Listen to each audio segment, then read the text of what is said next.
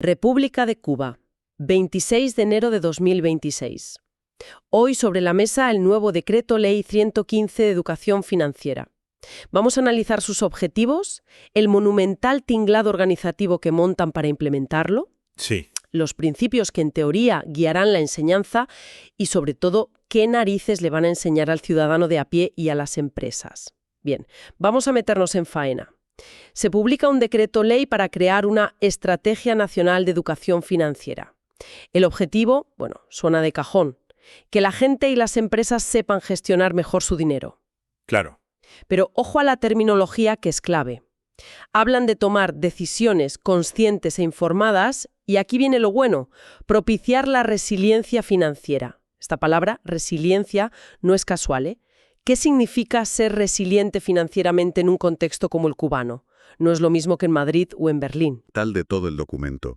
No hablan de prosperidad o riqueza, hablan de resiliencia, de capacidad de aguante. De aguantar, sí. Y es importante entender que esto no sale de la nada.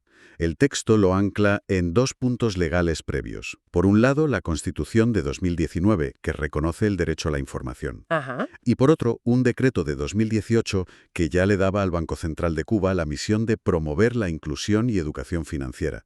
Así que esto es la formalización, la puesta de largo de un mandato que ya existía. Es pasar de la intención a la acción, a una acción estructurada. O sea que visten con un marco legal completo algo que ya estaba en el aire.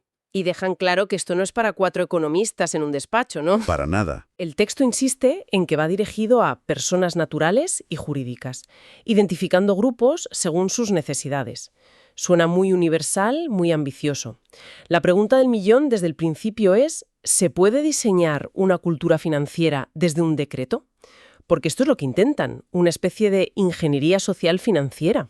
Es una pregunta excelente. Y toda la estructura que montan intenta responderla. Quieren crear una maquinaria que garantice que esto no se quede en papel mojado. Pues hablemos de esa maquinaria, porque la arquitectura del poder aquí es fascinante. No es una simple recomendación, es una jerarquía en toda regla. ¿Quién corta el bacalao en todo este entramado? El mando supremo, sin ninguna duda, es el Banco Central de Cuba. El decreto lo define como la entidad rectora, conductora y coordinadora. El cerebro, vaya. El cerebro y el corazón de la estrategia. Pero para que funcione, o esa es la idea, crean una estructura de 3 niveles, una pirámide de mando clarísima. Vale, desglosemos esa pirámide. ¿Quién está en la cúspide? Arriba del todo está el Comité Estratégico. Piensa en él como el Consejo de Administración. Ahí se sientan los peces gordos, el propio Banco Central, por supuesto, y los ministerios de Educación, Educación Superior, Finanzas y Precios, y Economía y Planificación. Y un actor clave, el Instituto de Información y Comunicación Social. Su trabajo es de alto nivel, supervisar, aprobar los planes anuales y asegurarse de que la visión sea a largo plazo. Entiendo, la plana mayor política y económica. Pero lo que me llama la atención de esa lista es ¿quién no está? A ver, Por ejemplo, no veo al Ministerio de Trabajo. Si una parte enorme de la educación financiera tiene que ver con salarios, pensiones, jubilación, ¿cómo es que no están en el órgano que diseña la estrategia? es una observación muy aguda. Su ausencia es notable y sugiere que el enfoque es puramente financiero y macroeconómico, quizás menos centrado en la realidad laboral del día a día. Claro. Pero aquí viene lo más interesante de la estructura. Justo debajo de ese comité de ministros está el segundo nivel, el grupo líder. ¿Y quién forma ese grupo? Y aquí está el kit de la cuestión. Está integrado exclusivamente por funcionarios y directivos del Banco Central de Cuba. Ah, mira. Este es el verdadero motor, la sala de máquinas. Mientras el comité estratégico marca la dirección, el grupo líder es quien desarrolla las metodologías, propone los cursos, busca alianzas y le cuenta al comité cómo va la cosa. El poder ejecutivo real de la estrategia está 100% centralizado en el banco. O sea que los ministerios opinan y supervisan, pero el que pica piedra y decide el cómo, el cuándo y el qué es el Banco Central. Y solo el Banco Central. Exacto. Un reparto de poder muy significativo. ¿Y el tercer nivel? ¿El que se supone que baja al barro? Ese es el comité técnico, el brazo ejecutor. Aquí la composición ya es mucho más variada y sobre el papel más representativa. Están los ministerios otra vez, pero también los bancos comerciales, aseguradoras, la Oficina de Impuestos e incluso la Asociación Nacional de Economistas y Contadores de Cuba. Su misión es concreta: crear los planes de acción, poner en marcha las iniciativas y, teóricamente, compartir lo que funciona y lo que no. Espera un momento. En ese comité técnico juntas a los bancos que quieren vender productos, con la oficina de impuestos que quiere recaudar y con la asociación de contadores. Sí, sí. ¿No tienen intereses completamente opuestos en muchos temas? Me imagino que esas reuniones pueden ser un campo de batalla. Podrían serlo, sin duda. Ahí radica uno de los grandes desafíos de la implementación. La idea es que colaboren por un bien común, la cultura financiera. Pero es innegable que cada uno barre para su casa. Claro. El éxito de este comité dependerá de la capacidad del grupo líder, es decir, del Banco Central, para imponer su agenda y mediar en esos conflictos de interés. Vale, la estructura es muy de arriba a abajo, muy jerárquica.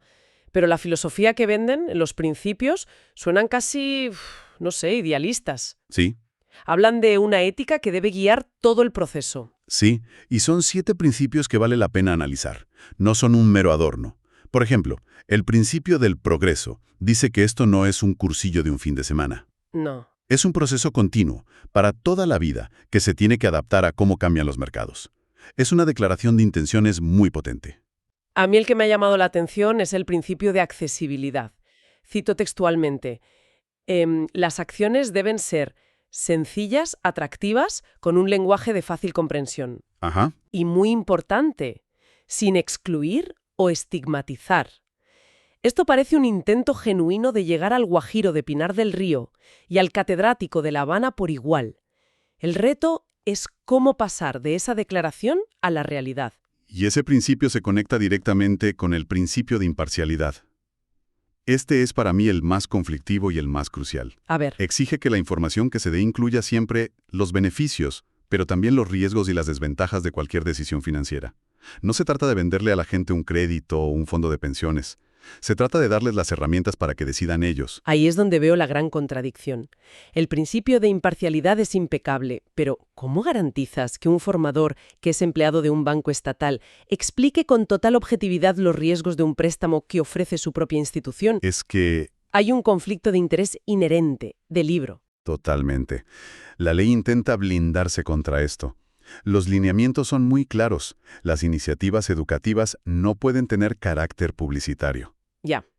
Y los datos de la gente que asista a los cursos solo se pueden usar para enviarles más información educativa, nunca comercial. Se intenta crear un cortafuegos, pero la línea es muy fina. Y luego está el principio de participación popular. Que también suena muy bien en el papel, pero seamos críticos. Participación popular en un sistema como el cubano a menudo significa movilización dirigida desde arriba, ¿no? Ujú. ¿Hay algo en el texto que sugiera que esta vez será diferente? ¿Que será una participación genuina, donde la gente pueda cuestionar o proponer cosas que no estén en el guión? El texto no lo especifica. Habla de que la gente se involucre en su propia transformación. Una frase un tanto etérea. Un poco. La sospecha de que pueda ser una participación más pasiva que activa, de ser un receptor de información en lugar de un co-creador de conocimiento, es una de las grandes incógnitas de todo el plan. ¿Aprender un ciudadano o el dueño de un pequeño negocio privado? El decreto lo organiza todo en 5 grandes campos temáticos. El primero es lo más básico de lo básico, dinero y transacciones. Vale. Aquí se habla de los usos del dinero, de cómo generar ingresos, de la importancia de llevar un registro de gastos, de entender un contrato. Y una cosa muy específica del contexto cubano. ¿El qué? Conocer la moneda nacional, seguridad y buen uso. Un tema nada trivial allí. Lo fundamental para no perderse. El ABC. ¿Cuál es el segundo bloque? Planificación y gestión de las finanzas. Este es el corazón de la salud financiera de cualquiera. Hablamos de cómo hacer un presupuesto, de la importancia del ahorro y la inversión, de pensar a corto y largo plazo. La jubilación. Y aquí entran temas más peliagudos como el uso del crédito y la gestión de la deuda. Enseñar a la gente a endeudarse de forma responsable es un pilar de cualquier economía moderna. Luego la cosa se complica. El tercer campo lo llaman riesgo y beneficio. Exacto. Y aquí el enfoque es muy interesante. No solo se habla de los riesgos de los productos financieros, como acciones o bonos, que es lo que uno esperaría. No. El decreto amplía el concepto de riesgo a eventos de la vida. Huracanes, inundaciones, pérdida de ingresos por una enfermedad. Se trata de enseñar a la gente a usar herramientas como los seguros para protegerse. Es un enfoque muy práctico y adaptado a su realidad. Eso es clave. No es una lección teórica de Wall Street, es sobre cómo un huracán te puede arruinar la vida y qué puedes hacer para mitigarlo. Justo. El cuarto campo, panorama financiero. Suena muy amplio. ¿Qué entra ahí? Es un cajón desastre, pero muy necesario. Cubre desde las leyes que protegen al consumidor financiero, sus derechos y deberes, hasta cómo funciona el sistema de impuestos y el gasto público. Ajá. La idea es que el ciudadano entienda que sus finanzas personales no existen en el vacío, sino que están conectadas a decisiones macroeconómicas. Y, muy importante, incluye explícitamente la formación para detectar y evitar estafas y fraudes financieros. Algo cada vez más necesario en la era digital. Y queda el último, otros contenidos. Esto a veces en las leyes significa lo que no sabíamos dónde meter, pero aquí parece que han metido temas muy de vanguardia. Totalmente. Y lo que incluyen aquí es lo que de verdad nos da una pista sobre la visión a futuro de esta estrategia. Mencionan explícitamente 5 cosas: banca verde, bancarización, ¿Sí? objetivos de desarrollo sostenible, activos virtuales e innovación financiera. Un momento. Activos virtuales. Estamos hablando de criptomonedas en un decreto ley cubano sobre educación financiera para la población general. Esto es bastante rompedor. Lo es. Y nos obliga a preguntarnos el por qué. ¿Es un intento de modernización de imagen? ¿O es un reconocimiento pragmático de que los cubanos ya están usando criptos de manera informal para saltarse sanciones o enviar remesas? Claro. Y el Estado quiere intentar controlar o al menos entender ese fenómeno. ¿O es una apuesta al futuro? Probablemente sea una mezcla de las 3 cosas, pero incluirlo en el temario oficial es una declaración de intenciones enorme. Y el término bancarización también tiene su miga. Como decíamos, en Cuba no significa solo que la gente abra una cuenta corriente. Por supuesto que no. En el contexto cubano, la bancarización está íntimamente ligada a la digitalización de la economía, a veces forzosa, Uf. y a los esfuerzos del Estado por formalizar y trazar flujos de dinero que antes eran opacos, que se movían en efectivo. Enseñar sobre bancarización es también enseñar a la gente a operar dentro del sistema que el Estado quiere implantar. Tiene una doble cara, la de la modernización y la del control. Entonces, si recapitulamos, tenemos un marco legal muy sólido, una estructura de mando con 3 niveles donde el Banco Central tiene la sartén por el mango, Sí. unos principios éticos muy definidos pero con contradicciones prácticas evidentes, Ujú. y un temario que va desde cómo contar monedas hasta qué es un Bitcoin. Es un plan de una ambición descomunal. Es un plan integral, sin duda. Y el reglamento que acompaña el decreto entra en detalles muy concretos sobre cómo va a funcionar. Vale. Establece plazos para que los ministerios y empresas designen a sus representantes en los comités, cómo se tienen que hacer los informes y cómo se va a medir el éxito, con indicadores de impacto y monitoreo cada 6 meses. Sobre el papel, es una hoja de ruta muy detallada. El objetivo final es elevar la cultura financiera a escala nacional. Y aquí volvemos a la pregunta que planteábamos al principio. Una cosa es diseñar este mecano gigantesco desde arriba con comités, informes e indicadores. Claro. Y otra muy distinta es que eso cambie la forma en que millones de personas toman sus decisiones cada día con el dinero que tienen o que no tienen en el bolsillo. Esa es la brecha eterna entre la política pública y la realidad. La implementación en el terreno lo es todo. Puedes tener el mejor material didáctico del mundo, pero si el formador no es bueno o si la gente no percibe que lo que le cuentas le sirve para mejorar su vida mañana, no servirá de nada. Desde luego. El reto de pasar de la macroestrategia a la microdecisión personal es brutal. Todo esto nos deja con una reflexión final que lo engloba todo. El plan está diseñado, la maquinaria está lista para arrancar, pero la gran pregunta que queda en el aire y que solo el tiempo responderá es: ¿cómo se medirá el éxito real de esta estrategia? No en los informes semestrales que llegarán al comité estratégico, llenos de gráficos y porcentajes de cumplimiento. La pregunta es: ¿cómo se medirá en el bienestar tangible de los ciudadanos, en su capacidad para montar un pequeño negocio, para ahorrar para la vejez o simplemente para llegar a fin de mes con menos angustia? ¿Logrará este plan top-down crear esa resiliencia de la que habla o se quedará en un ejercicio burocrático de buenas intenciones?